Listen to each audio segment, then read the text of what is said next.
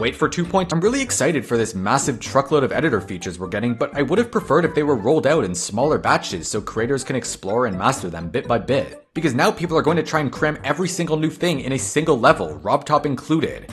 Maybe we'll get some new editor stuff alongside the release of Explorers, but who knows if it'll become a regular thing. I have to say though, I feel a bit bad for RobTop right now. He's been stressing about getting this update out for years, especially these past few months, and as soon as it's out, people are just gonna start asking for Explorers in Versus mode.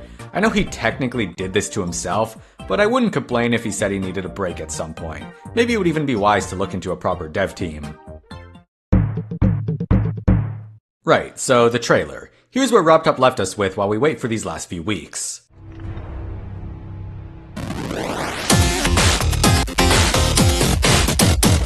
Okay, jokes aside, the beginning of the trailer highlights the 700 new icons coming in 2.2. To put that into perspective, the game currently has 355, not including glows or deaths, but yes, including the Sub-Zero ones. Furthermore, 497 of the new ones were leaked in light a while back, but all the cubes except these ones were taken out. Either way, we get to see a ton of new ones in the trailer, including a boomling icon with a grabby hand UFO, this new trail, which is simple, but I like it, a Moai cube, an axolotl ship, and a glowy trail since the game doesn't have enough glow.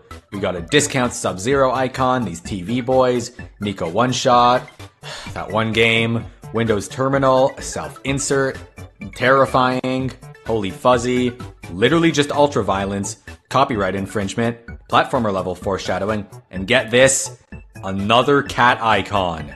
Looking at this frame from the trailer, there's 14 pages of icons for a total of around 350 new ones. Also, new colors to choose from, and custom glow colors, which I have to say, white glow looks so nice.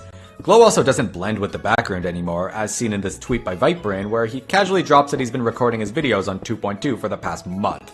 Nice. If you look carefully, there's also a second spider tab in the icon kit, which is most likely just a placeholder for jetpacks, the platformer equivalent to ship. Unfortunately, only the default jetpack is shown in this trailer, so I doubt there's that many, but I'm sure they're going to be tied to platformer achievements. Overall, I'm very excited for all these icons, and there's already some that I really want, like this awesome Gengar spider and, this one UFO. But what concerns me the most is credit. A huge chunk of these icons were designed by the community, but I don't see credits in the icon kit or in any of the shops. There's so many amazing icon artists in the game's community, and in my opinion, crediting them is the very least that RobTop could do. I'm pretty confident there'll be credits somewhere, but if not, let's hope it shows up in an update not long after. My other concern is how you unlock the icons. The trailer said 700 icons, there's probably more, so let's break down how you might get them. First off, the video description says there's over 100 new achievements, which is actually less than I was expecting, but my biggest fear is that they'll be for crazy amounts of stats like 50,000 stars or 1,000 demons, because not everyone has been playing the game since 2.1. Some players are starting from nothing, and achievements like that will be brutal for them. I can only think of one thing worse than that, and it's rate the stars of 10,000 levels. And RobTop, if there is an achievement like that, I will personally organize a date where the entire community grinds this out together, and we will download so many levels that your servers catch fire. Sorry, what was I talking about? Oh, right. It's worth noting that there's also going to be some more platformer achievements since they give you moons instead of stars. We don't actually see moons anywhere in this trailer, but the video description says they do indeed exist. Now, what about the other ways to unlock icons? Well, there's 30 new gauntlets as well as a bunch of shops and chests. Not to mention the tower and tons of other stuff scattered around the update. It would be nice if half the unlocks didn't just say, good luck. But I don't have that much faith in RobTop. I would not be surprised if there's a new vault in this update, or like 10 of them. And if that's the case, just why? Vaults have been done to death, and even though I really like the characters they introduce, the way you obtain icons from them is so stupid. At the very least, change the formula up a little bit. Let me date the Vault Keeper or something.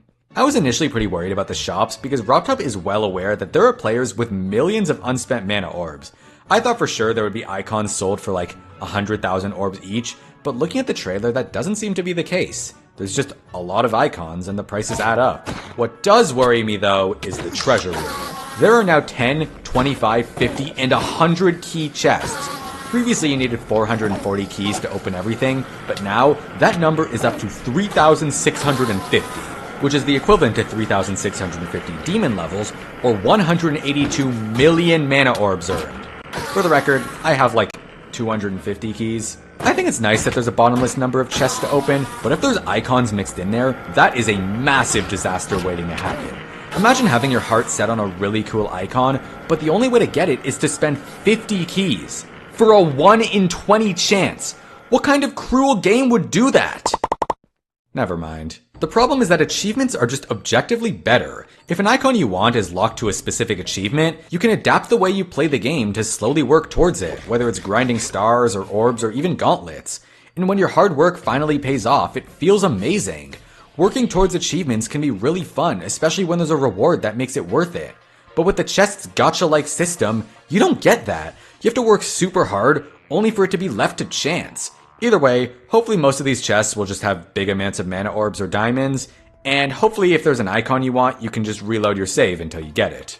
In worst case scenario, there's always icon hack.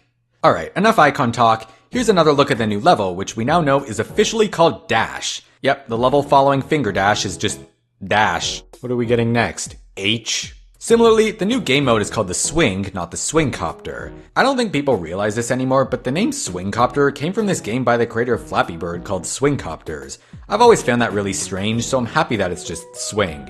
In fact, if you look at my previous videos, I already refer to it as that. Speaking of the Swing, the only notable change to this level is that its portal is yellow now. And as a colorblind person who already retextured the UFO portal to yellow since I kept confusing it with the ball, it's definitely an L for me. Not that it matters since the portals have labels now, but I already know creators are going to cover them up like the doofuses they are. But yeah, the rest of the level is unchanged as far as I can tell. The mini portals are still potions, and you still have to hit these little yellow coin blocks. I'm fine with this gimmick, but there needs to be some sort of indication for hitting them, since it looks like you can just slide across and skip the whole thing. Anyways, my biggest hope for Dash is that this sideways spider part is gone, because it is the worst introduction to a mechanic that I've ever seen. And to rub it in, there's a perfect spot to introduce going sideways right after the swing part. Mark my words, when 2.2 comes out, I'm going right into this level, and that is the first thing I am checking for. Anywho, platformer mode. It's a thing that exists, and we've seen a lot of this before. There's only going to be 4 platformer levels, and I think I'm cool with that. We're getting 4 really high quality examples with heavy focus on providing inspiration to creators so they can make their own stuff. Maybe we'll even have a demon list for platformer levels, and maybe we'll even call them Kaizo levels. After all, the phrase secret way stuck around. I think out of all the platformer stuff shown in the video, this level here is by far my favorite. It looks like a massive gauntlet of challenges, and I especially like this coin snuck in between these fireballs. We actually don't know what these mini coins do yet, but they've been in all the sneak peeks. In fact, there's even blue ones. Geometry Dash doesn't have lives, and it doesn't make sense for these to be a currency, so my pretty obvious guess is that platformer levels have secret coins. More specifically, I think there'll be a secret coin for finding all the yellow coins in a level, another one for finding all the blue coins, and maybe a third coin tied to a speedrun time or something. Overall, as cool as platformer mode is, I don't really see myself playing that many levels. I think they lack the same energy as traditional scrolling levels, but if I'm ever looking for a more chill experience, I'll definitely check them out. Demon platformers? Definitely not. Platformer levels also seem really difficult to make. Case in point, this is not Mario Maker. Remember this door from the last sneak peek? Chances are, you have to do all of this by hand. The opening animation, the functionality, the triggers required, everything. These falling crates? Same deal. I know doing it this way provides more freedom for creators, but I don't think many people want to spend their time making all these little details. Platformer mode really needs some presets or pre-made mechanics, and I'm hoping that the community will make a few that can be easily pasted into levels. Oh yeah, there's also this part. Dare defy the Lord of Darkness. How bold of you, peasant.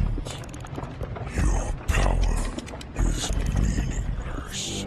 Okay, I don't know if this is actual lore or if RobTop just saw these voice lines in his library of stock sound effects and was like, hell yeah. Also, I like that it's literally just GLaDOS. By the way, remember the skeleton? His name is Rattledash, and he's gonna be important later. This clip in particular left me wondering about the new lore that 2.2 is going to bring to the game, because in case you forgot about the monster, that's a thing. While we don't know where the monster fits into the new stuff, we do know that 2.2 introduces the tower, which unlocks the map. Chances are the tower is home to the 4 platformer levels mentioned before, but what's the map? It's part of the editor area, so is it going to be custom levels? If so, how are they going to be picked? Everyone's collectively agreed that early 2.2 levels are going to be chaos, but are those the ones that are going to be chosen? And will we be stuck with them forever, or will they be changed? And this one's a stretch, but is RobTop going to personally commission some creators to make official feeling levels? Or will he just randomly pull from the feature tab and bam, Marsh Potato by Bunch is now an integral part of Geometry Dash lore? And here's an idea. What if the layout and levels are randomized for everyone and it's a replayable roguelike of some sort? So many questions. I'm excited for the map, but looking at map packs and gauntlets, who knows what's gonna happen. Cool, let's talk about the editor. At the end of the day, we're the ones keeping this game alive, so new editor features are infinitely more important than some icons or a new RobTop level. By the way, you misspelled game engine. First up, we've got a library of over 6,000 royalty-free songs to use. These were already found a while ago because if you plug the IDs into 2.1, you can see the song name, but there's no download link yet. In fact, you know Kevin MacLeod, the guy who made this song? And this one? And this one? Yep, these are all usable in 2.2. The song from the tower in the last sneak peek is also from this library. It's called Stranding by, and I'm gonna butcher this, Sebaravala. It's a Doom-inspired track marketed as music for FPS games that any developer can buy and use. I like this stock song system, but it leaves me with two pretty major concerns. First off, this is legal, right? RobTop's obviously paying to use these for his game, but now we've got thousands of songs that we can freely use and rip from the files pretty easily. If I play one of these songs outside of GD, am I gonna get in legal trouble? What if instead of songs he was distributing, like, movies? I'm sure this is all under control, but I wanted to bring it up anyways. Secondly, what does this mean for the future of custom songs? For the 10-year anniversary video, Waterflame was commissioned to make a brand new 3-minute track called Unstable Geometry. And what was it for? A 25-second loading screen. To a massive level that uses Scheming Weasel, a royalty-free track by Kevin MacLeod. There's two possibilities here. Either Unstable Geometry is used somewhere in the tower and RobTop didn't want to reveal it yet, or it's not used for anything at all, and RobTop would rather use random stock music than an original soundtrack made for the game. Think about that for a bit. My optimistic guess is that there will be some original music. It would be a shame to see Unstable Geometry go to waste, and there's already been some talk about RobTop commissioning these stock artists for original tracks, specifically Sebaravala. I just really don't want to see the community steer away from Newgrounds in favor of casual game music 09. I know this library is really good for calm music that fits platformer mode, but you can't deny that it steals the spotlight from independent Newgrounds creators. Then again, not everyone on Newgrounds wants that spotlight, especially from this community. By the way, is this library only limited to stock music? I'm sure Rob could easily throw in all the Meltdown and Sub-Zero songs, as well as music from basically any artist that gives him permission, whether they're on Newgrounds or not. There's a lot of potential with this part of the system, and I'm excited to see where that goes. The trailer also shows the song trigger, which lets you cut up and switch songs mid-level. Building a level, but the song has a boring part or something that loops for too long? Just cut it out. Want to make a coin that literally changes the level to Bloodbath? Go for it. Want to use the intro to a song, then skip right to its final beat drop? That's doable too. In particular, music switching is going to be insane for platformer levels, since having the same dubstep blaring in the background the entire time feels so wrong. Not to mention, you can also adjust the pitch and volume of music, and based on this channel option, maybe you can even play multiple songs at once to make the zany mashup of your dreams. The trigger also has a second page, which means that there's probably going to be even more options. Maybe there's proximity-based music, where it gets louder and less muffled the closer you get to it. It's all really exciting. This old video from RobTop is probably my favorite usage of it.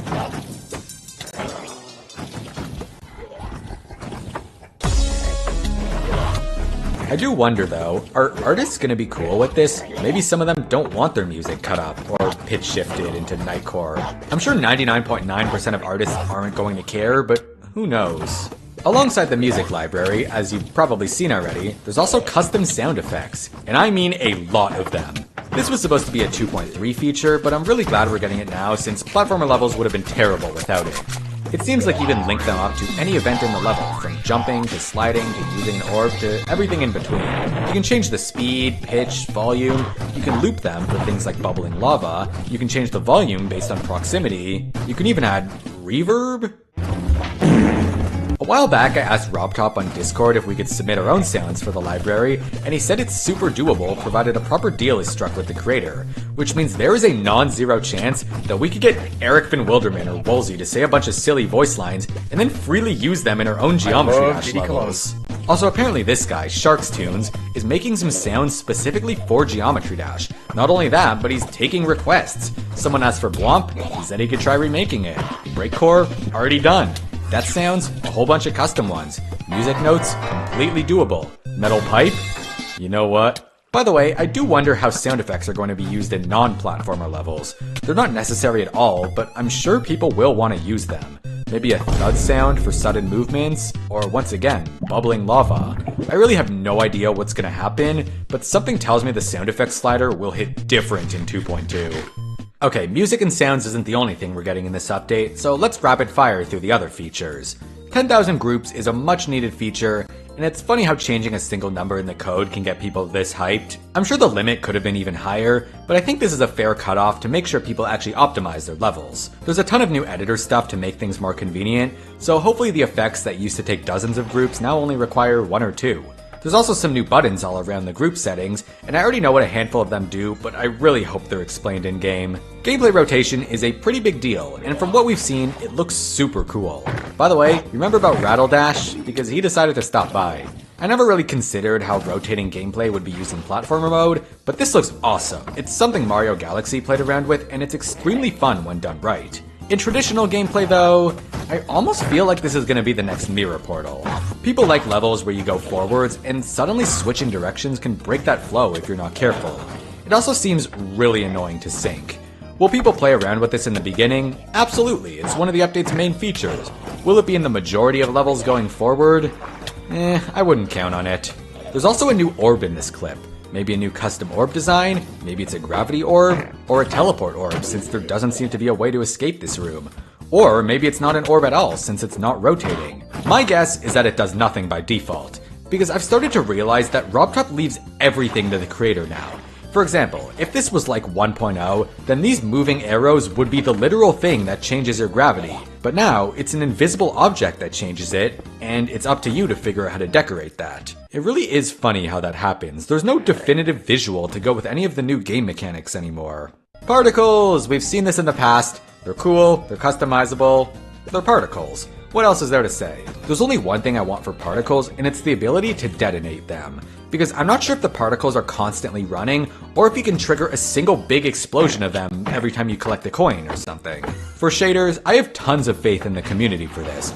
I've seen how these are used in other games, and it leaves me so excited for what Geometry Dash creators will do with them. Although I'm sure there will be levels that go overboard, so hopefully you can toggle them off. Whatever happens, just please don't do this stupid retrovision thing. The gradient trigger looks awesome, especially with blending modes thrown in. I hate that everything in this trigger is abbreviated to a couple of cryptic letters, so that I button in the corner is going to have a lot of heavy lifting to do. But yeah, functionality-wise, this trigger is amazing. Right, Rattle Dash? Oh yeah, and chances are, now people don't have to put a giant glow in the background of their levels anymore. Good riddance. The area trigger is going to lead to some of the coolest effects we've ever seen in the game. It basically affects any object you get close to, kinda like these transitions from 1.0, but extremely customizable. With just a single trigger, we got dynamic lighting before Mojang added it. Camera controls are probably the best feature of the entire update. As long as they're used responsibly, they can make any level look so good. Epic beat drop, rock the camera back and forth a little. 4x speed section, zoom out so you can see further ahead. And why use a mirror portal when you can just 180 the entire screen? Keyframes? Yeah, move triggers are dead, pack it up everyone. This is going to be a total game changer for boss fights. Now you can animate anything, like in actual animation software. But like, what the heck is going on with this interface? Please, kill it, get it away from my face. Auto building. Click a button and your block design's done for you. Huge time saver, 10 out of 10 feature. Layouts will forever be changed after this. As far as block designs go, I actually hope that the default blocks in 2.2 are enough to make a good level. Right now, if you build a level in 2.1 with default editor blocks, people really hate it. We've all collectively agreed that levels need custom block designs for some reason. I hope that's long gone in 2.2, because there's already so many awesome looking tile sets. Some people worry that auto building will raise the bar for good block designs, but I think that it's a tool that will lower it. We shouldn't judge levels based on how hard they were to build, but rather how good the final product looks. And thanks to auto build, the barrier to entry for making good looking levels is lower than ever. Advanced follow seems really good for platformer, but I'm not sure how it'll be used elsewhere. It seems like it's going to be a massive pain to get the exact behavior you want, but maybe some tutorials will help with that. The spawn trigger delay has 4 decimal places now, and hopefully that means it's been improved since right now load delays completely break with lag spikes. From what I recall, spawn ordered is a new feature that activates a bunch of triggers from left to right as if you move through them normally. So timing events that have multiple steps will be easier than ever. There's also remapping, which means that these platforms are all controlled by the same triggers, even though they move individually from each other. For the people who understand what I mean by that, you probably already know why this is awesome. That's all the triggers we get to see in this video, but according to the description, there's 80 more, which is super exciting, but also terrifying when learning just one seems hard enough. Triggers aside, there's also 39 new backgrounds. That's the Miku number. A lot of the existing backgrounds come right from Shutterstock, and I'm sure these ones do too, but they look fantastic, so no complaints. I think you can even use multiple in a single level now. People really like making their own custom backgrounds though, so hopefully there's an incentive to actually use these. There's over 50 new fonts, and you're telling me I have to cycle through them one by one with these little arrows, and I have to add all of them to my font website. And I have to find the name of all of them because RobTop doesn't credit the fonts he uses for some gosh darn reason! I'll take the new fonts, but like, seriously, man? By the way, the editor settings screen was cleaned up a lot. The speed and game mode buttons are now sub-menus, and there's a new options menu which will probably have stuff like 2-player and platformer mode. There's also a middle ground which goes in front of the background, and as much as I like it, did 3DL really deserve to die for that? Heading outside the editor, it seems like RobTop realized we all hate map packs because he really said screw it, do it yourself. Not only can you make custom lists, but you can share them too. I doubt there's rewards for beating these, but there doesn't need to be. The potential for this feature is unlimited. There could be an auto-updating demon list, or a list of rated levels with secret ways. You could organize the series you make, or just highlight your best levels. I like that you can also assign a difficulty face for the list, but part of me hopes there's other icons to choose from as well, like a spike or a heart or something. I also really like this compact design, where you can see about 5 levels on a single screen as opposed to 3. Hopefully this can be toggled anywhere and isn't just for lists. Interestingly enough, this is something I pitched in one of my older videos, and I'm not gonna take credit, but Another thing I pitched in that video was abbreviated download and like counts, and when you look at that, it's in the video as well. This is so much more readable, and I'm really happy to see it, and if it's anything like the mod I used, chances are you can still see the full count when you view the level. Also, I saw some people complaining that this corner isn't aligned, and I hate to be the bearer of bad news, but that's already in a lot of places. 9 slices can suck sometimes. I'm not sure what happened to this shopkeeper, but he's a silly little guy. It seems like instead of taking mana orbs, this guy wants diamonds, probably to eat. But not just any diamonds, he wants diamonds. RobTop talked about this a while ago, and diamonds are diamonds that you spend. So diamonds are your total number of diamonds, and diamonds are the diamonds you haven't spent yet. Makes sense, right? But wait, why stop at diamonds? Maybe there's also going to be a shop that takes stars, or moons, demons, user coins. Really, I'll take anything if it means we get more shopkeepers that look like this fella. And here's the long-awaited mechanic. I thought they were going to sell trails and death effects and even new animations for the spider and robots, but either it's on another page, or it's yet another icon shop. Nothing too crazy in this screenshot, but I do wonder why they're selling the skull of icon 115, and once again, no credits button. Big yikes. I do wonder where these shops will be located though. I doubt they're all getting crammed in the treasure room, so it probably means there's all sorts of new areas to explore. Maybe it's in the map, maybe it's related to the monster lore, and hopefully it's not another vault. And what's this guy's name gonna be? Blobtob? This is a wild guess, but based on looks, I almost feel like he's gonna hang out in the prison cell once you free the monster. And if I'm somehow right about that, you will never hear the end of it. Here's the treasure room again. Notice it's a lot more organized now, and I like it a lot. There's 2 more pages hinted at the bottom, but we already know that one's for milestone chests and the other's for the shops. Also, here's built-in FPS bypass, so go argue about it in the comments or something. Thankfully, I think the physics are consistent across all refresh rates now. New shards, like blood shards, in my children's game? I guess that's a few more places to sneak in icons. I don't know how you get these shards, maybe it could be through gauntlets, could be through the treasure room, or maybe it's exactly the same as the existing shards. Maybe they don't even unlock until you get all of the previous ones. We don't see this in the trailer, but shards seem to be tied to something called paths. If I had to guess, it's probably the platformer version of map packs, which rewards moons and shards instead of stars and coins. RobTop can add map packs at any time, but I think the reason he doesn't is because he doesn't want to add more secret coins to the game. In the off chance that I'm right about what paths are, hopefully they won't have that problem. And that's Geometry Dash 2.2, coming soon to a RobTop App Store, Google Play, Steam near you. Shout out to this 14 in the background, which hints that RobTop's gonna wait until November 14 to decide if it was a coincidence or not. You know, I don't know if I'm ready to say goodbye to Update 2.1. It may have been almost 7 years, but throughout that time we've continued to push the limits of the game, and I'm sure that even without an update we could keep the flame burning for many more years. When 2.1 released, I was 12 years old, in grade 7, with a whopping 20,000 subscribers on YouTube. I went through all of high school, a global pandemic, and 1.5 years of university with this single update. We went from Bloodbath, Sonic Wave, and Yatagarasu being the hardest demons to them not even making the top 100 anymore. From Master Game being the ultimate minigame to a ray-traced 3D maze. From hacks being EXE files to an in-game mod that overhauls the entire editor.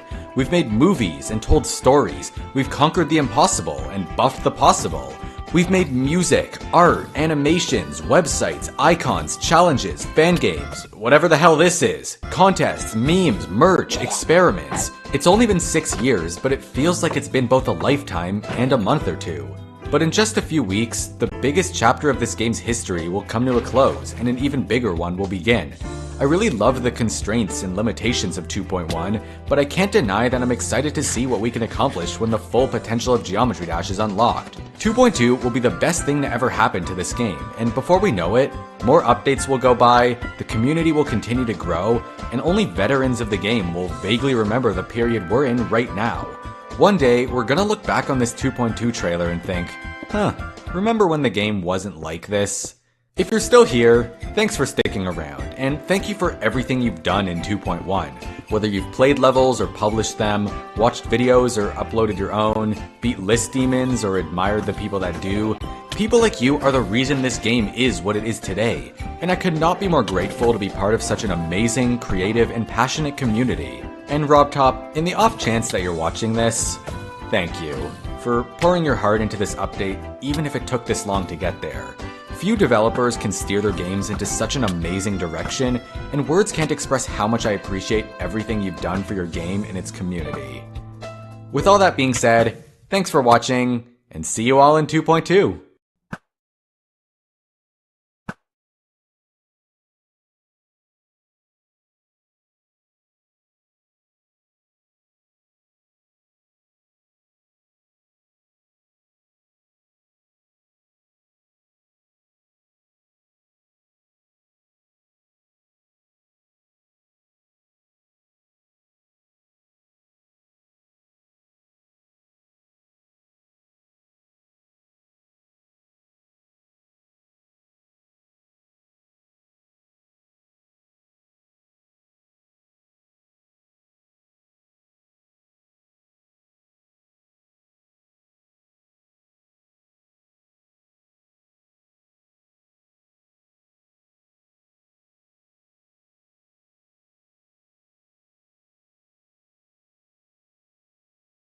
Is that Gabe? Come on, not every dude with a beard. Hi, this is Gabe.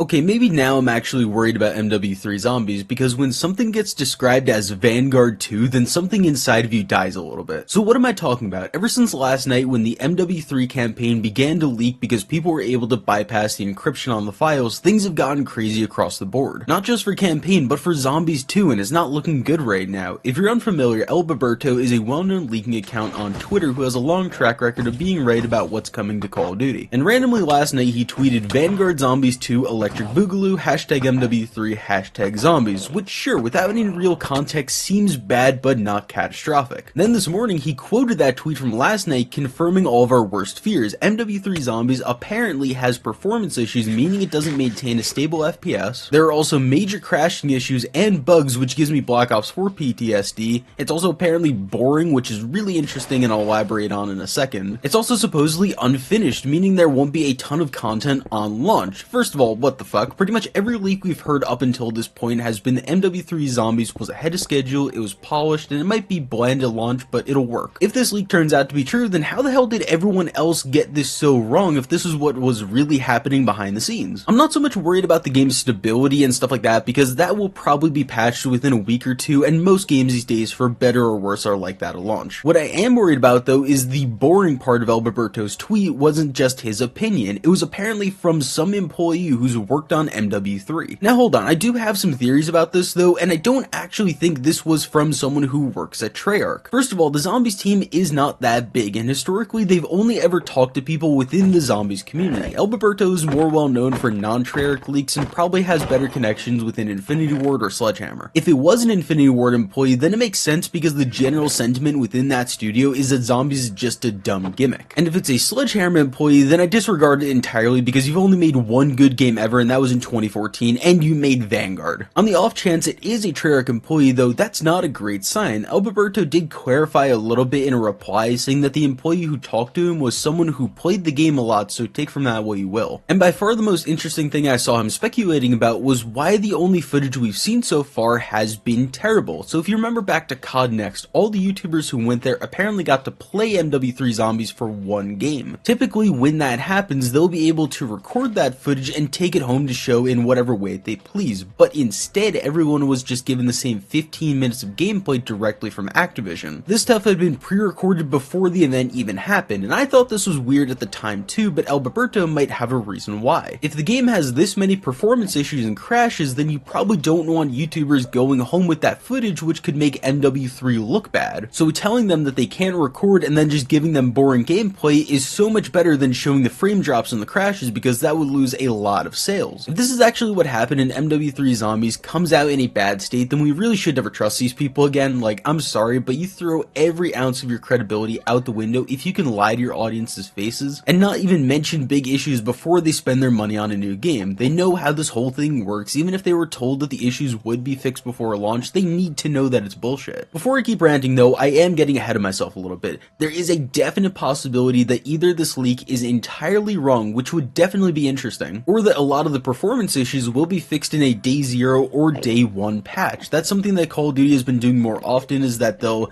just get a version of it out onto the disc and then they'll patch it on day 1. Also, if you're not someone who's working directly on the Treyarch Zombies team, then you are not going to be playing it every single day. For all we know, this anonymous employee could have tried it out back in March or April, even earlier on than that, before any of it was even finished. A lot of the time, when you're not working on one specific thing, you're not going to be able to test out all the other stuff, and it's just like how I wouldn't trust a Treyarch Zombies developer to tell me how fun DMZ by Infinity Ward was before launch. Something else that's weird is that there wasn't many issues with crashing during the MW3 beta weekends if you were on a current generation console. Usually if games crash in one mode, they crash in every other one, just like Black Ops 4. Now this is a totally new unified engine, and everything is being made separately, so there could just be zombie specific issues. That's all really kind of up in the air, so while this leak really could mean some bad shit, I'm also just scratching my head with all of it. I don't actually know what to think. I'm leaning more towards a little bit of bullshit, and I think that it's exaggerated and it's probably just going to be something that after a day or two is going to be completely fixed. Either way, the next 10 days or so are going to be really interesting, and it wouldn't surprise me if we started to get zombies leaks sooner rather than later that will either prove or disprove any of these leaks, because some of the audio files have already been unearthed. I'm going to be covering all of it here though, so subscribe please, it helps me out a lot. Thank you so much for watching, I love you, bye bye.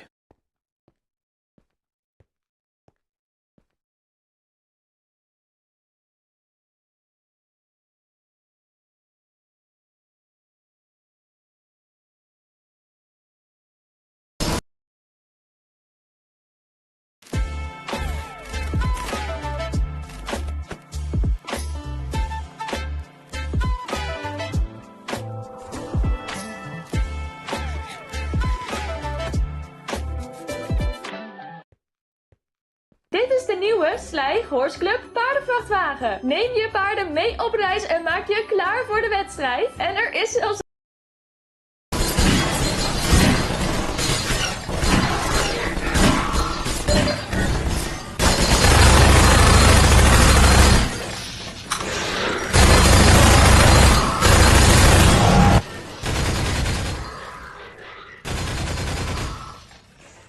On this map, it's possible to encounter floating pieces of wood.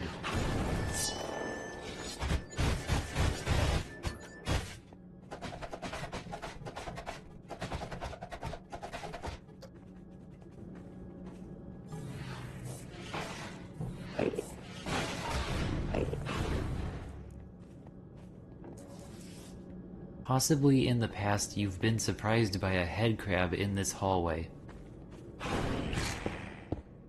That's because this head crab is straight up cheating.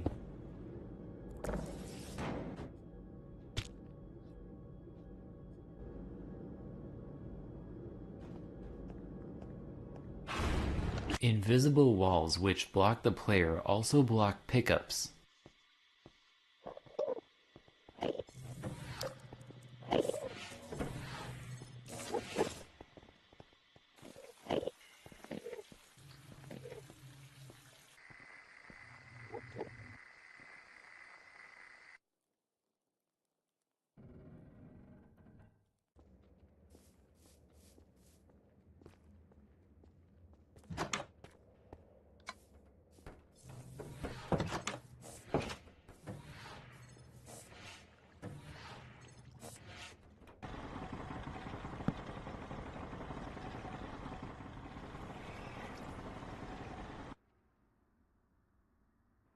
Hey, look! Out on that bridge. I think I see the car you were talking about. If you've ever felt bad about leaving this guy behind, don't. Zombies will actually completely ignore this guy. Even if I use a cheat to make zombies ignore me, they'll never turn their attention to him. The views shown in menu backgrounds are their own maps. These have been stripped down from the originals to only suit a specific camera angle.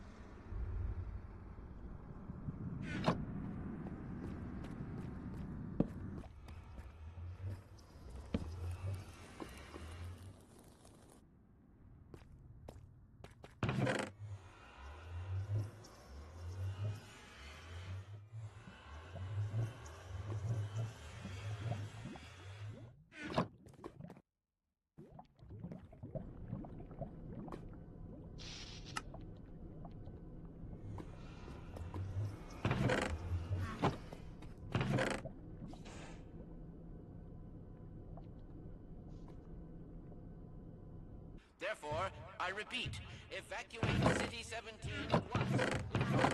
I cannot state this without enough undue emphasis. On a lighter note, if you are already in one of our designated safe zones, I feel obliged to point out that...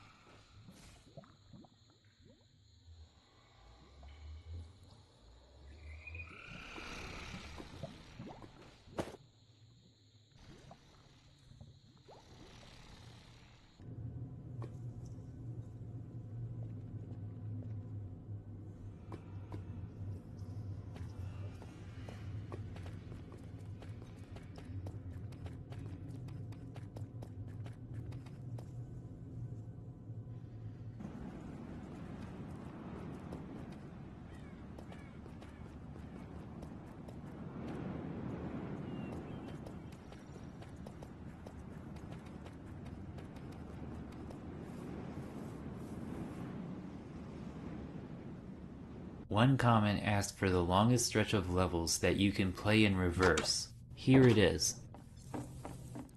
This is assuming that you did play through the levels first in a normal way, and that you aren't willing to do anything too crazy to go back.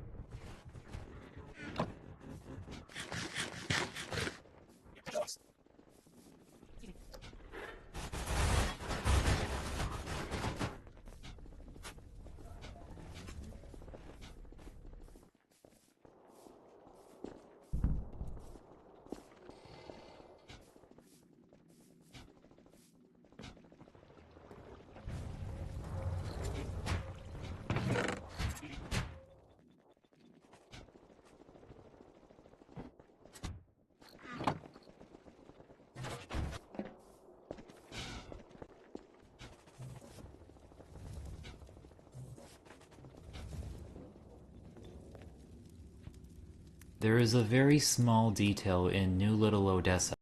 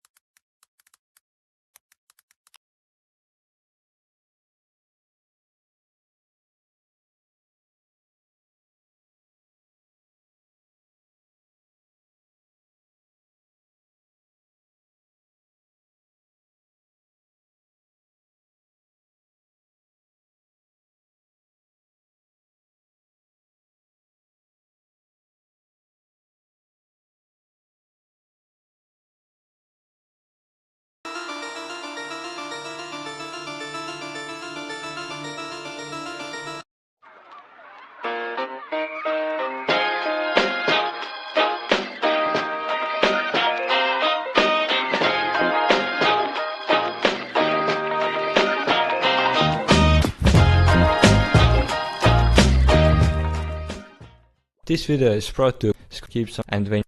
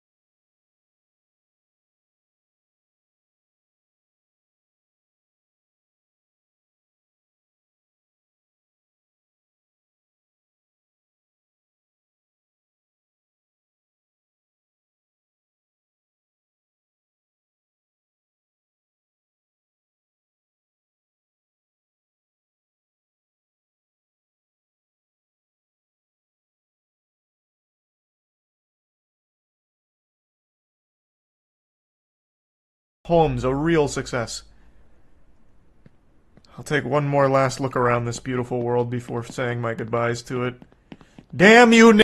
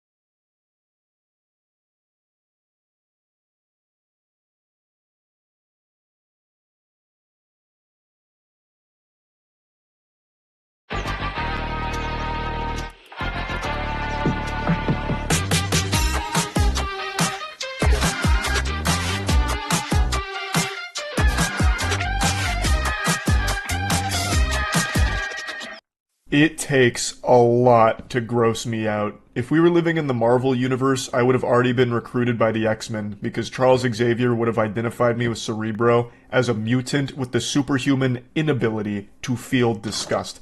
I was just born without that gene to get grossed out by something. Until today. I promise you, I could watch Two Girls, One Cup while eating chocolate ice cream first thing in the morning and not bat an eye. I wouldn't feel a thing. It would just be another casual viewing experience.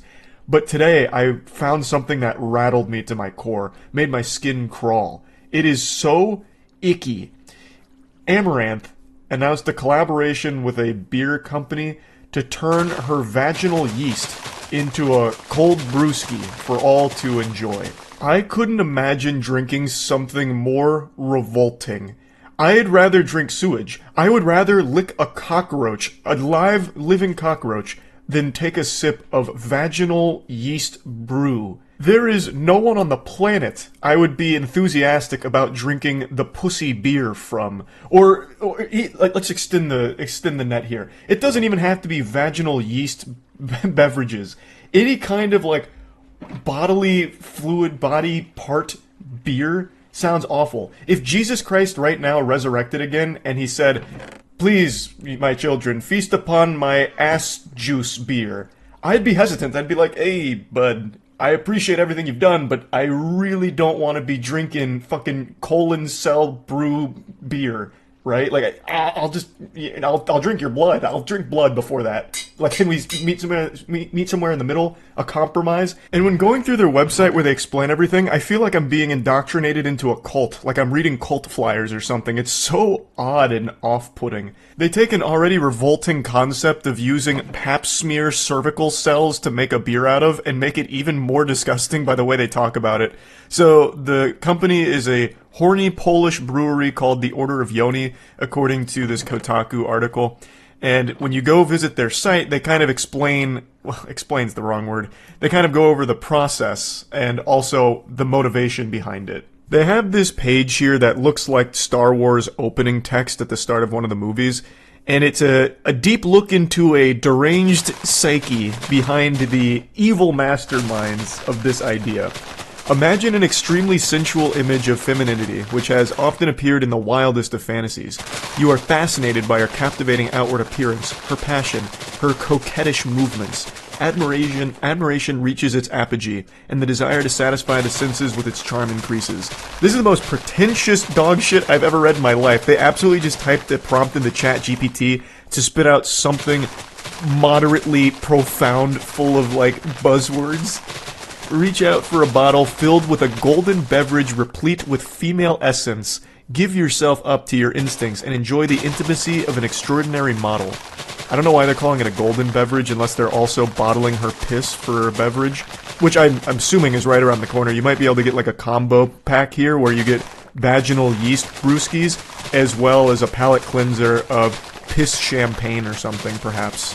You deserve to stimulate your mind and enhance your taste sensations. If you buy this, you deserve to not have access to money anymore. This is a huge waste of money. Please, God, Lord help anyone who purchases this. The Order of Yoni is a sensual experience in the form of a beer enclosed in a bottle, obtaining its unusual flavor notes through the use of champagne yeast, wheat malts, and exclusive additives in the form of orange peel, coriander, and aphramomum. The composition is enhanced with the use of lactic acid from vaginal bacteria to bring pleasure to the senses. They talk about pussy beer as if it's some kind of, like, end-all be-all panacea, like this sacred nectar from the heavens, where you're gonna take a sip of this and it's gonna change your whole fucking life. It's gonna make you taller and more attractive, and now you're appreciating the true femininity of the female form.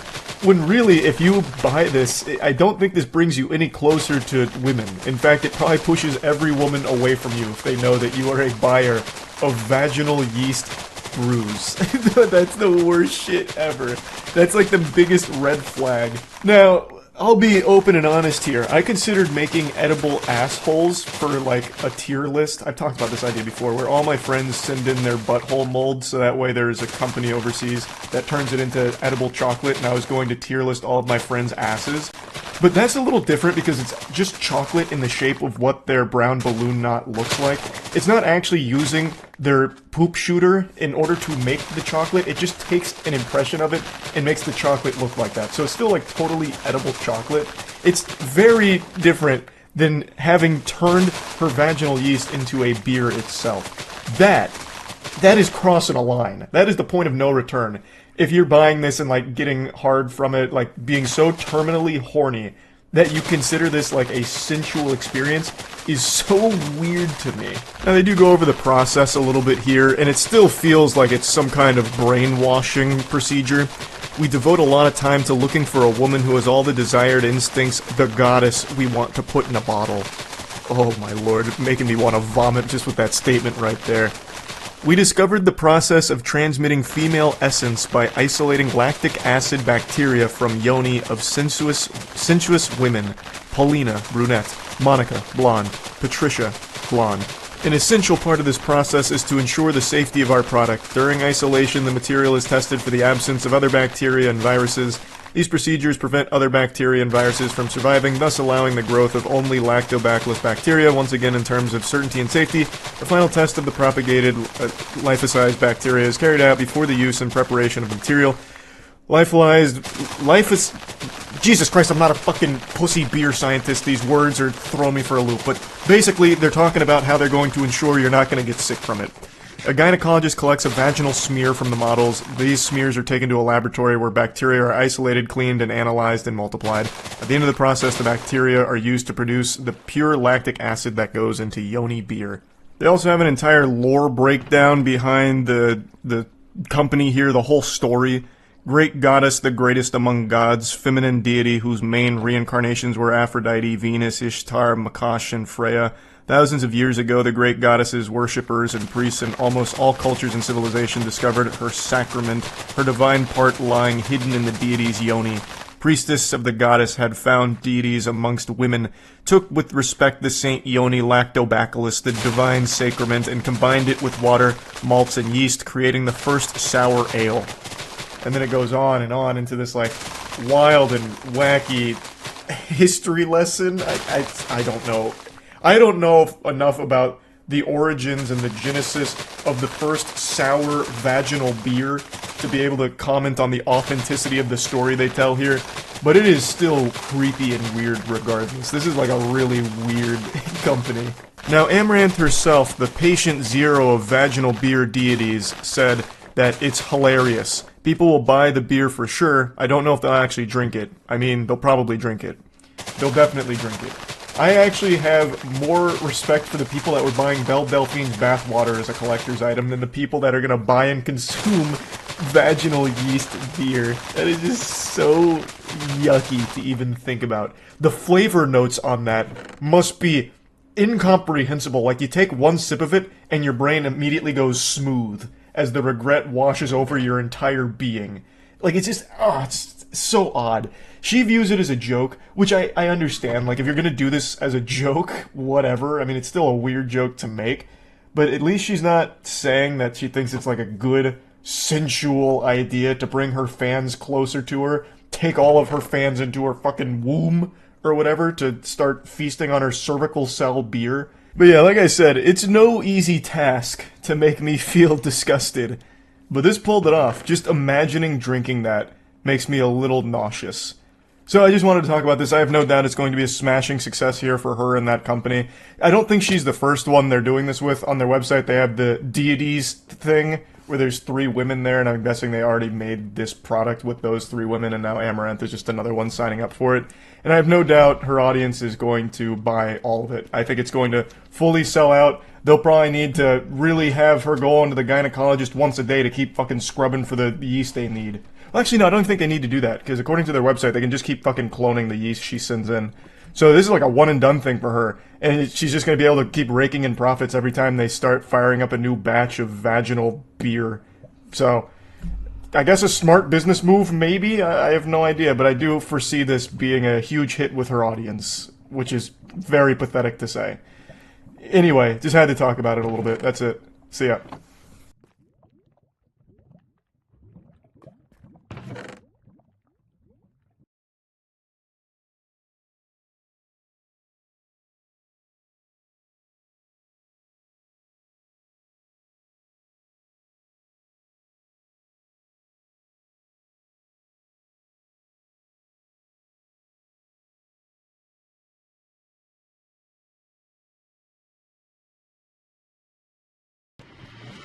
Achter elke goede video staat een succesvol script. En achter dat succesvolle script...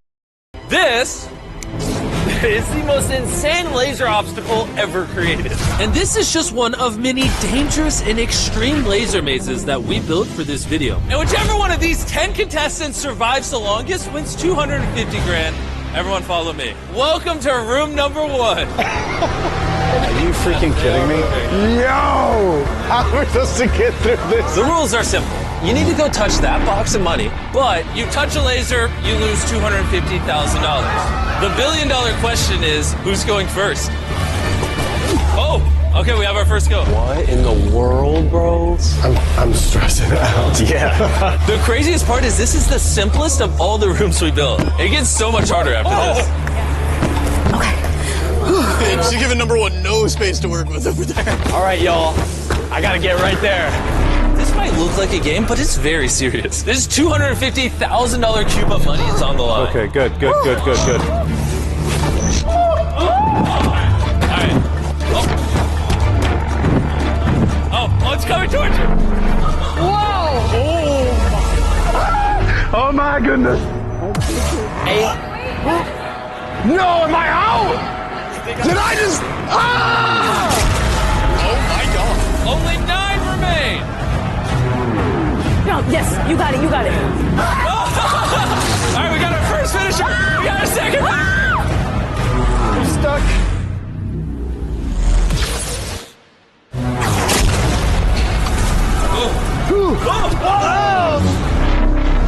Where am I close?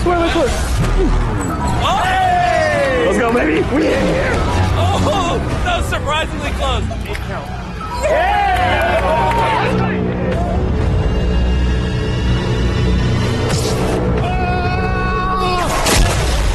Oh, and by the way, this video takes place in space, because in the last video, we accidentally blew up the entire planet. And no, it's not CGI, this is 100% real, stop asking me that. Turn on the lasers!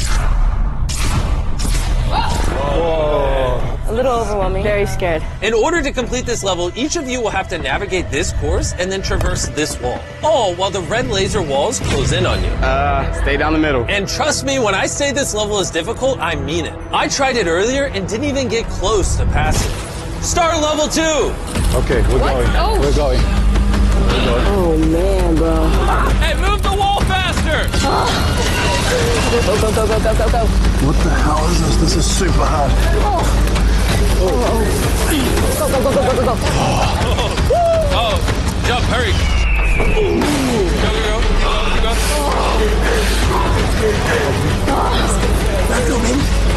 Oh, that's kind of close. Come on, go. I didn't even know we were starting. I thought he was just doing an intro, and then everyone started moving. That was a little scary. I had to sprint through that, I felt like. Follow me to the next set. Now, everyone here may look happy, but I had something to tell them. Not all of you survived. Someone actually hit the laser I'll be back with the footage. Did anyone see it? I don't think I touched the laser, but I don't know. I just want to make it to the next room. I was like the second one to jump in the pit, so I feel like I had enough space and time. I don't know. We'll see. I didn't think I hit a laser, but if I'm the last person and the walls are coming in, I feel like it might have been me. Oh, my heart is just beating out my chest. Me too. I know. On this iPad, we have who's been eliminated. I don't want to look. All right, everyone huddle up, huddle up. Oh, gosh. So here's culprit number 1.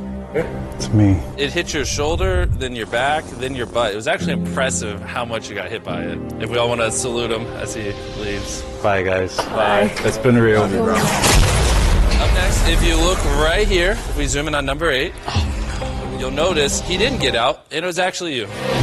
Yeah. Oh my god. I don't know why you are sad. 5 remain. And now we can be happy. But unfortunately, that happiness isn't going to last very long. Welcome to the next level. Isn't this insane? What in the world is this? I know it's a lot to process, but this level is pretty simple. When the timer starts, you'll have 10 minutes to get onto that moving platform, walk across a balance beam, then get on another moving platform, and then jump to safety, all while avoiding the lasers. Start the timer!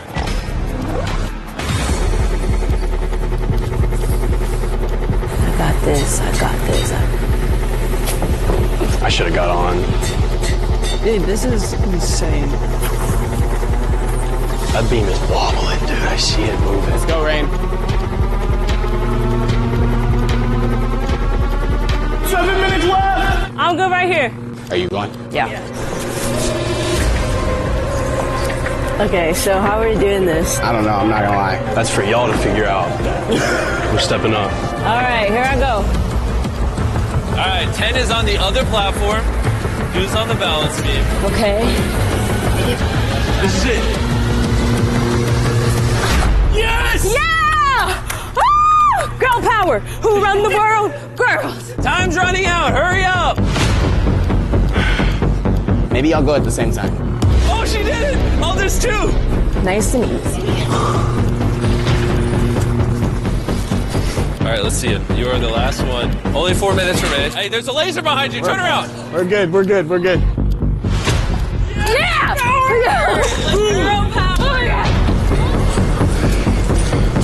There's only 3.5 minutes left. Whoa! It's gonna go back. Oh my god! Oh my god! Sick, dude! Player 8 is the only one still competing. We got time, baby. We got time. Yo, I don't know about this one, guys.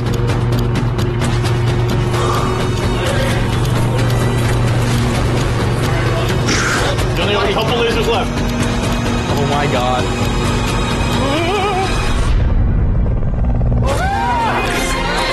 We're in there, bro. We're in there. Yeah, that was the hardest one so far. I'm not gonna lie. Congratulations on surviving. Let's go to the next level that has giant death beams. Death beam? Yeah, that's right. Death beams. I spent $42 trillion on this spaceship. You don't think I'm gonna add a death beam? Welcome to level 4. What are we looking at over there? I can't tell. My heart is beating like crazy, bro. Boys, fire the death beams.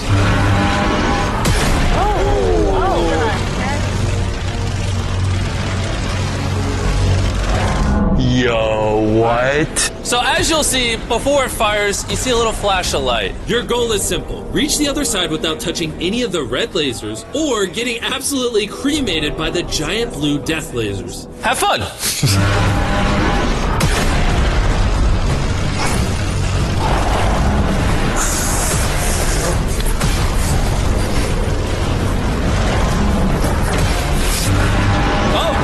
Oh! Underneath it!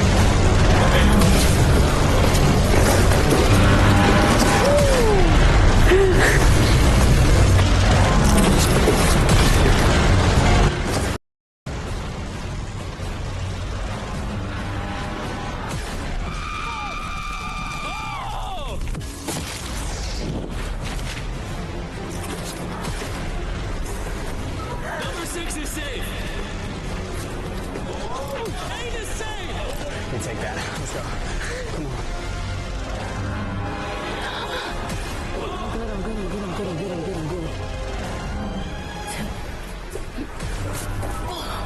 Okay. Oh, man. It's only number 4.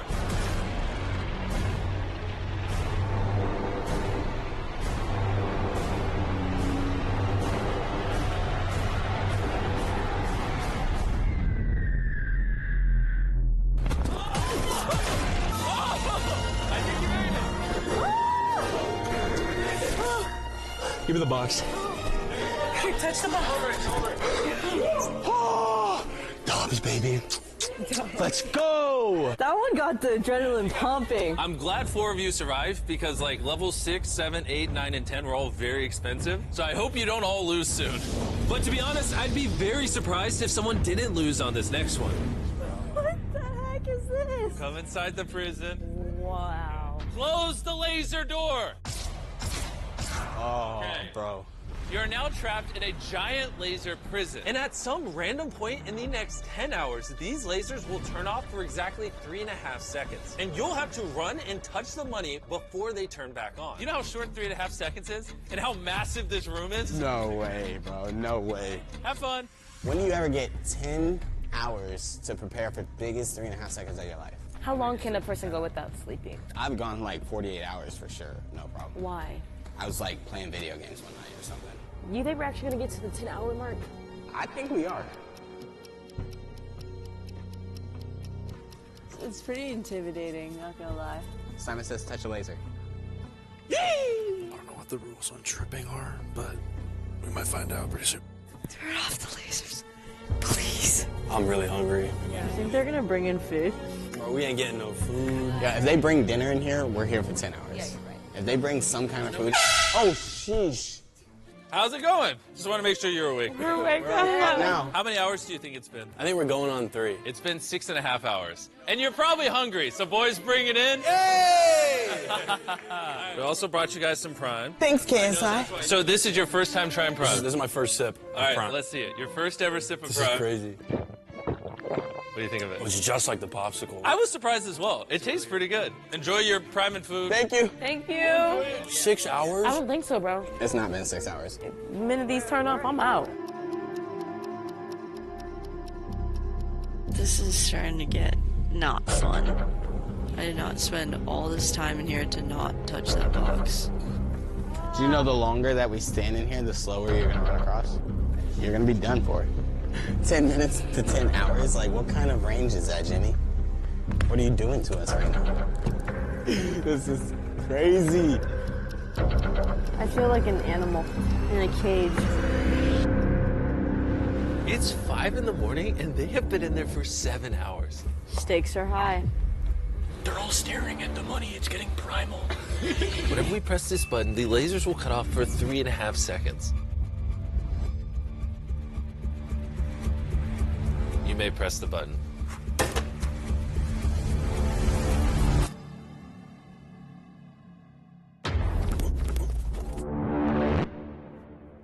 Oh, will they make it? Will they make it?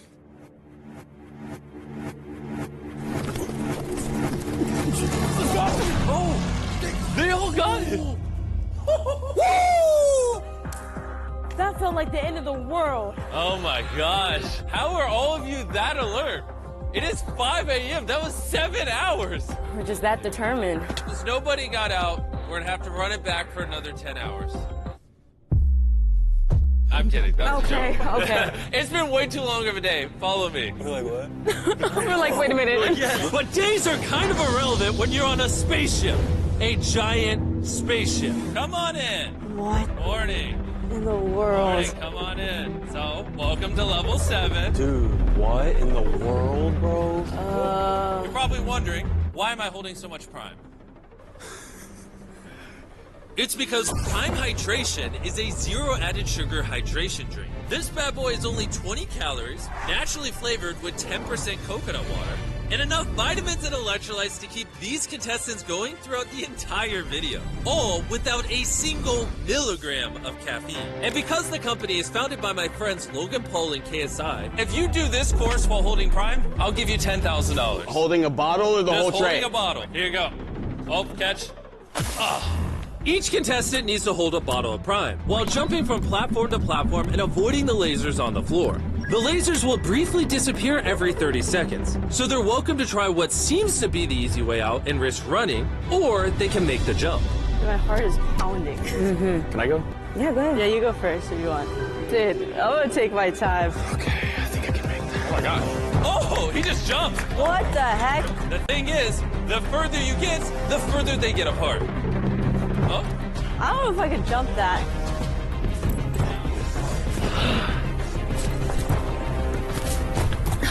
Nice, Rain. Oh, this is scary. Are you gonna jump it if I move? When she jumps, I'll jump. All right, bet. Just in case, just in case. I could use the floor that time, you see? I knew it was coming. That was smart. Okay, now my adrenaline's pumping. Oh. Yeah. Let's go. All right, she's alive. We're good. Oh, that was good. Oh, you went so I don't know far. if I touched it, though. We gotta look at the camera footage. We gotta replay that. Instant replay. Carl, what's the verdict?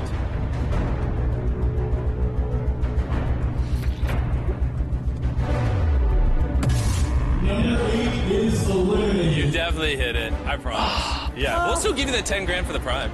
It's official. Oh no, I'm sorry. Oh. It hurts. It hurts, but you know. Hey, grab that 10 grand briefcase on your Prime way makes out. it taste a little bit better. Makes it go down some. See you, dude. Thanks, Jimmy. No problem. Thanks for coming out. Yeah, have a great day. I'm sorry. I'm sorry. Life is crazy right now. And now 3 remain. Number 4 is Brady, but he's going after this one. Oh, you're good. You were good. Oh, how does your heart feel? Better. I'll go this next time. Don't play no games. You wanna Okay. talk?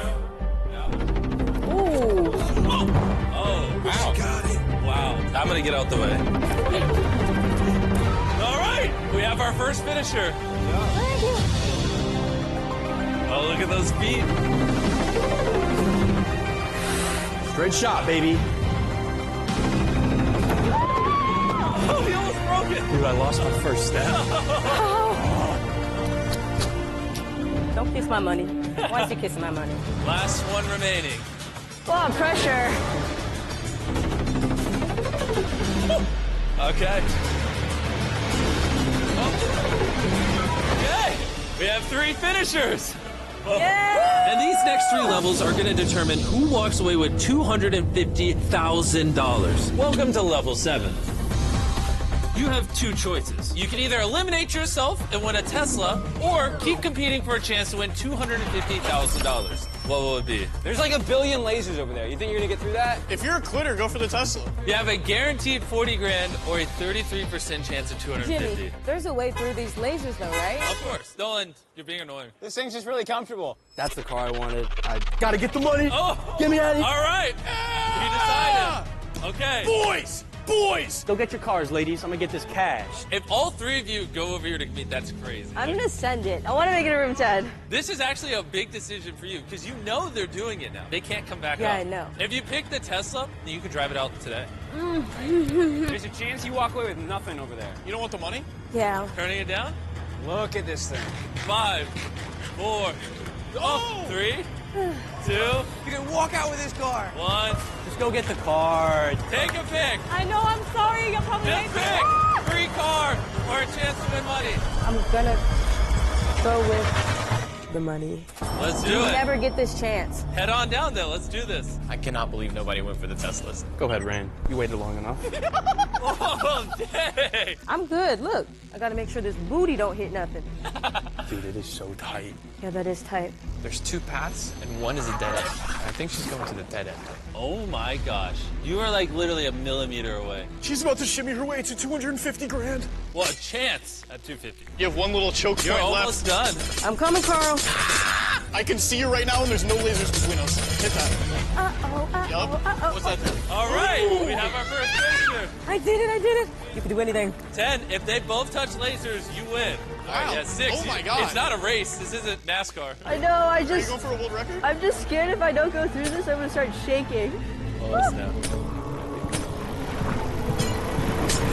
No! All right, one more. Everyone, focus your attention on 4. This is the hardest part right here. It gets very, very narrow. Oh, watch your foot. Well, his butt hit it. I know it has it. I said will. I'll speak more clearly. Oh my god, I'm literally sweating. That is so tight.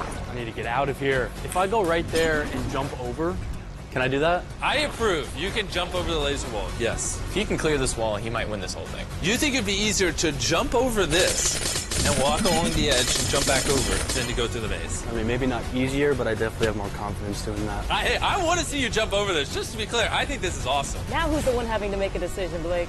I can clear that. I'm doing it.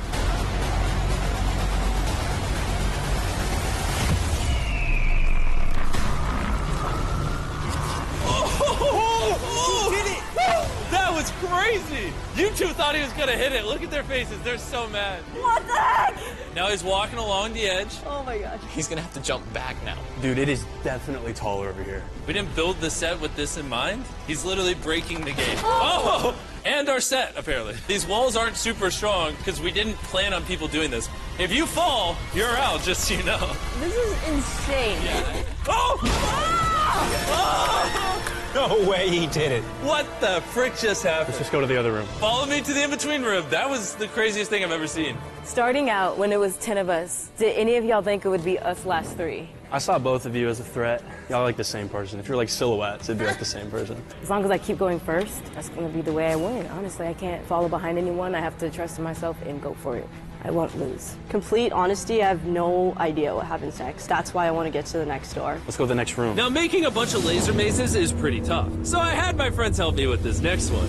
Welcome. Hello. Hi, guys. Hey. This is your money. This level only has 3 lasers. I let each of the boys place a laser, and those are the only 3 ones on this level. Turn on Nolan's laser. I call this one the up and down. That's not that crazy. I'd call it pathetic. Turn on Tariq's laser. I call this one side to side. Very creative. What do you guys think of it so far? That's pretty crazy. It's pretty hard. Now turn on Carl's laser. Yeah! Yeah! Yeah! And there you go. Level 8 is these 3 lasers. Not a fan of the green one. Hey guys, you're supposed to run, not sit. You know what? Hey, why don't you guys go to the control room? I see the path. I see the path too. Oh, he's gone. What the heck? Hey, no pressure, guys. He didn't even say he was going. He just went. What just happened? I blinked and he was already at the money. I know I wasn't saying much, but I just had to zone in, block everything out, and see the path, and take off. We officially have our first finisher. If they both get out, you win $250,000. No pressure, fellas. Oh, she's going. All right, our second go. Oh! The green hitter. It's up to you, Yay. The only thing standing between number 4 and $250,000 is you. If you get out, he officially wins. This is, I don't know, dude. You gotta show me how bad you want it, Yay. I'm really scared. We'll get you out. Look at Carl me. laser, the Nolan laser, the Tariq laser. Oh, she's gone. She started a little bit. Oh, she went. Oh. Hit the red one. Oh, she did it! Oh, she did it! She made it! That was incredible! Well, I feel like she made that 30 trillion times harder than he did. Did the laser touch me? No, you did it. Are you sure? Didn't hit a laser. You're good. What? You gotta be kidding me! Oh my gosh. It's time for us to go to the 9th level. Only one of you is going to survive the final level. Basically, it's a level where you go until one of you loses. Okay. I'll see you there. Are we fighting? Laser tag? I'm gonna launch a nuke at the moon. I have no reason for doing it, I just wanted to. Let's see who wins $250,000. I'm nervous. Yeah, this is a mental challenge. Trying to stay zoned in. Going on 5 a.m. right here, but I came this far. I've been confident this whole time. I promise. I'm ready. It's like, what, 5 a.m.? Yes. I don't even know. I'm tired.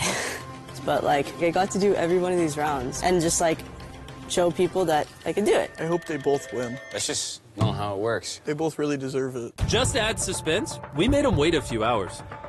This sucks. I know. I hate it so much. Waiting's making me nervous. Can't believe you both said no to the Teslas. It's top 3. You gotta, I mean, we're 1 room away. Go big or go home. In your mind, what are the odds you win the next level? 100%. Really?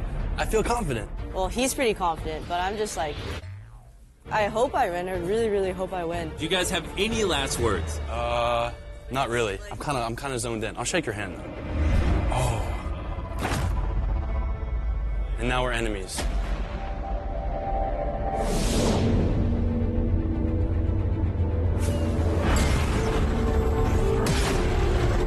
Welcome to the final level. For this last level, we combined all the previous mazes into one. Player number 6, come in. My lord. Hold there for 1 second. Player number 4, come on in. Holy smokes. Okay. Since there's only 2 of you, this one's a little different. You either touch the money first, instantly winning it, or your opponent touches a laser before you, thus they're eliminated and you instantly win. Number 4, does that make sense? I hear you loud and clear. Number 6, does that make sense? Makes sense. I'm gonna give you both 30 seconds to weigh this massive strategic decision. This is for all the marbles. I want to win this. Dude, my heart is... Whew. Dude, he looks so nervous right now. Wow. Like, if you try to run this, you're gonna hit a laser. I'm just standing there. That is definitely the strat. I gotta play offense. I'm gonna go as fast as I can. 10 more seconds. As fast as I can. Release the dogs. I'm gonna send it. I'm not waiting for him to mess up. I'm gonna send it. Say the word, Jimmy. Let me go, let me go. I'm not waiting. 3, 2, 1, begin. All right, like I thought, Blake is going for it. He is way ahead. Okay? All right. They're about tied. Okay, so far no one's out. Oh, that was close. Oh, Blake is way ahead. Okay. Our only hope is that he ends up getting out here.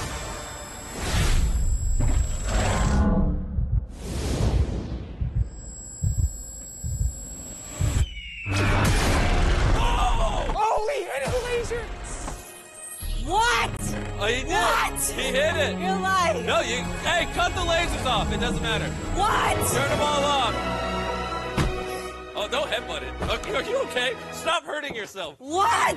That's freaking crazy. And obviously, Blake, we're gonna give you a second place prize of another $10,000 because he won 10 grand during the course of Prime. I know it's not $250,000. Yeah. Here's another 10 grand. Thanks, Mr. Jimmy. Do you want me to deliver it in a giant cube, or would you prefer me just wire you the money? I want you to bring it to me in a cube. What if they try to rob you? Oh, I don't know that. I'll wire you the money. I hope you guys enjoy. See you later. You can stand in it, just you're gonna sink, so be careful. Yeah, Okay, you see what I mean?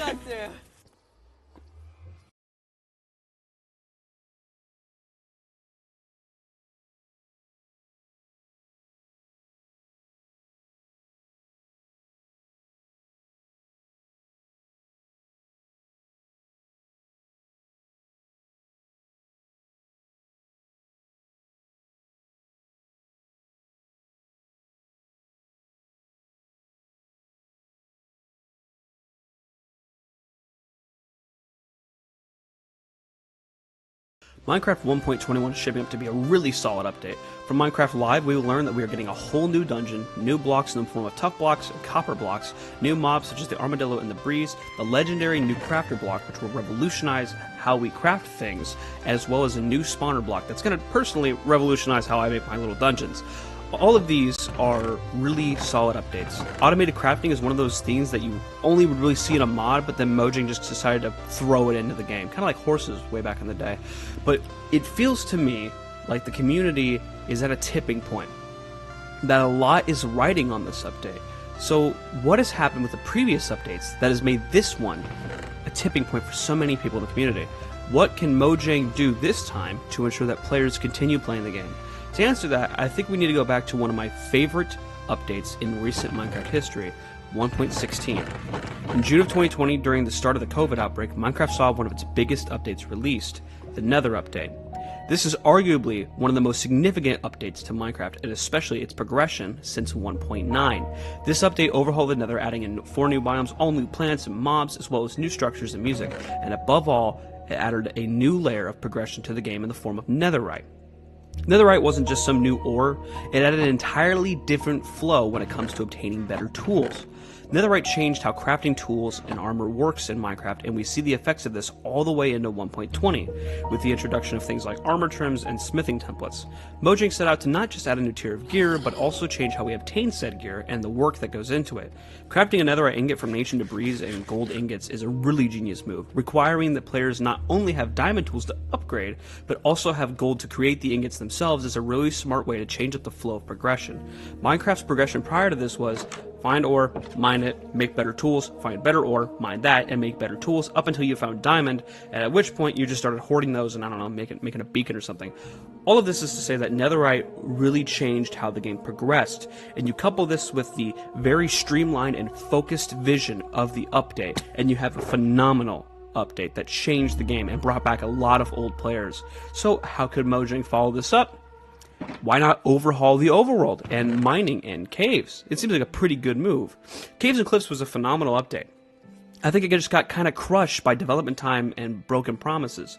When 1.17 was announced, it was supposed to include new terrain above ground, expanded underground with 3 whole new underground biomes, new ores like copper and amethyst. Amethyst isn't technically an ore, but you get the point. A new terrifying mob in the form of the Warden, a whole new dungeon in the form of ancient cities, the bundle, archaeology. There's too much here. You get the point though, right? This is way too many things to have in a single update. I think Mojang assumed because of how well they overhauled the Nether, they could probably just overhaul the overworld just as easily. But it is clear now that they put too much into it all at once, and the consequences of this are even seen today leading up to 1.21. 1.17 was pretty lackluster. It added amethyst copper and some new moss blocks and dripstone blocks that you could buy from the wandering trader, but it didn't add any of the cool features we wanted to see, like the bundle or the deep dark or the new world generation. We did, however, get the glow squid. I'm not going to talk about it. I'm not going to talk about that one. I have strong feelings, but I'm not going to talk about it. And then finally in 1.18, we got the world generation changes, and that did bring back a lot of people. I think that changing how ores generate was a much needed update to Minecraft, because it changes how we mine, right? But then the community was soured yet again by the fact that the ancient city archaeology and the Warden were not coming into this update. We'd have to wait until next year with the Wild update. And the Wild update was anything but its namesake. I mean, you could technically call it wild, and that it seems like they had no idea what kind of direction they were going for with this update, so they just threw shit at a wall until it stuck.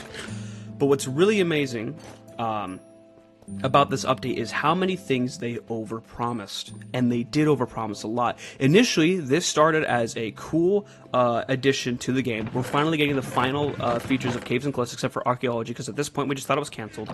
We're getting the Deep Dark, we're getting the Warden, we're getting a new swamp, we're getting frogs, we're getting an allay. This started out as a really, really cool update. But then, pretty quickly, once we started to realize that fireflies are getting canceled, the birch biome was getting canceled, the community felt very, very, very unhappy, especially with the fireflies. That was a big deal. This all led to 1.20 not even having its initial name revealed. We got some really cool additions in the game in 1.20, like cherry blossoms, armor trims, and archaeology. However, this update felt disconjointed as well. The Sniffer won the mob of that year, and it turned out to be a rather lackluster mob. You spawn it in, it sniffs around, and that's about it. It gives you some 2 cool plants, and they're not even that great. And that's like the whole update. I guess camels too, if you're into that sort of thing. But my point is, after several years of updates feeling kind of lackluster and leaving people feeling alienated, hurt, or dissatisfied, it's clear, to me at least, that Mojang really needs to step up their game with 1.21. As I said before, I think the update's shaping up to be really good. For me, the new trial spawner is going to revolutionize how I make dungeons on my little Minecraft server. You should check it out, shameless plug. For many, the new tough and copper blocks are going to add a ton to building, and of course, the crafter is going to probably revolutionize many automated farms. I think all these are good, and Mojang seems to be focused on combat and tinkering with this update, and I think they should go all in on this theme. Obviously, the Nether update and the Caves and Cliffs update were 2 very focused updates, and it seems that the best Minecraft updates are the ones that are focused. But I think that there are some things that they can do with combat specifically, since that seems to be kind of what they're focusing on, and tinkering, that I think would do a lot of good. Obviously, 1.9 combat is controversial, and Bedrock Edition doesn't even use it, and big servers like